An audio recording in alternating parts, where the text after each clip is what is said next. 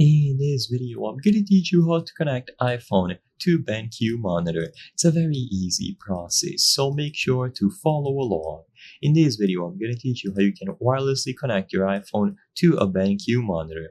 Assuming that you have a modern BenQ monitor or even a TV, a display, you will be able to use a native feature built into the display to get this connection started.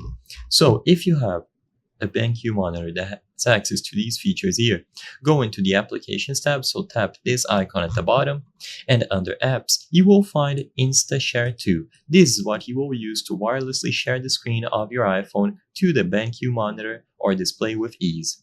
Assuming that you don't have this smart panel with all the applications, then you will simply have to use a cable, usually USB or Lightning to HDMI. In that case, look for a cable in places like Amazon or eBay, and you can do a wired connection. But for wireless, you use InstaShare 2.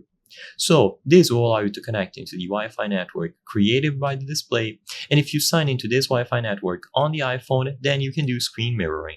So go into the Wi-Fi options and connect into the Wi-Fi network that was created by the BenQ display. So once you see this Wi-Fi pop up here, just connect into it.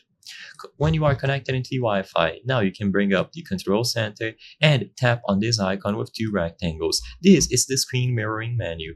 If you are connected on this Wi-Fi network that was made by the display, you will be able to tap on the display on this list, and then the screen of your iPhone will be mirrored onto the BenQ display. So it's as simple as using the InstaShare 2 feature. It is easy to set up, and anything on your iPhone's screen will be mirrored over. It all relies on being on the same Wi-Fi network that InstaShare 2 creates once you choose the option to mirror your screen over. And like I said before, if you have a simpler BenQ monitor that doesn't have these smart features, then you simply need to use a cable.